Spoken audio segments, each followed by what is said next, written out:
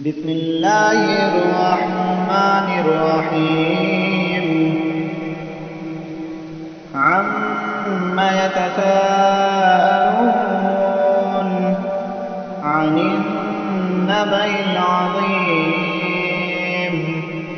الذي هم فيه مختلفون كلا سيعلمون ثم كلا سيعلمون ألم نجعل الأرض مهادا والجبال أوتادا وخلقناكم أزواجا وجعلنا نومكم سباتا وجعلنا الليل لباسا وجعلنا النهار معاشا وبنينا فوقكم سبعا شدادا وجعلنا سراجا وهاجا وأنزلنا من المعصرات ماء ثجاجا لنخرج به حبا ونباتا وجنات ألفافا إن يوم الفصل كان ميقاتا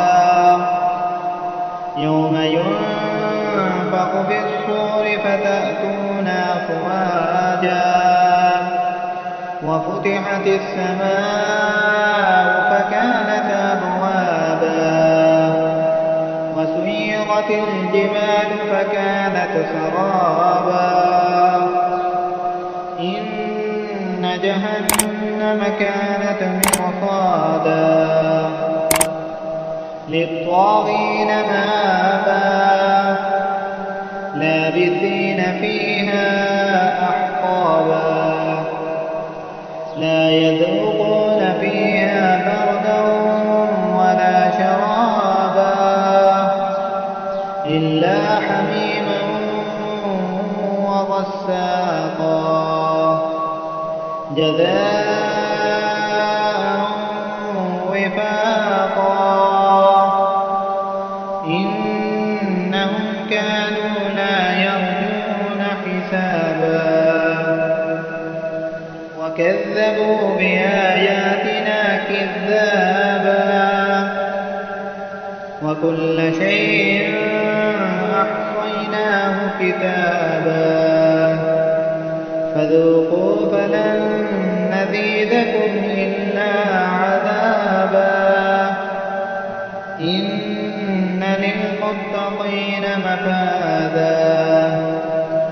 حدائق وأعنابا وكواعب أترابا وكأسا دهاقا لا يسمعون فيها لغوا ولا كذابا جزاء من ربك عطاء حسابا رب السماوات والأرض وما بينهما الرحمن لا يملكون منه خطابا يوم يقوم الروح والملائكة صفا لا يتكلمون إلا من أذن له الرحمن وقال صوابا ذلك اليوم الحق فمن شاء اتخذ إلى ربه مآبا إنا أنذرناكم عذابا قريبا يوم ينظر المرء ما قدمت يداه ويقول الكافر يا ليتني كنت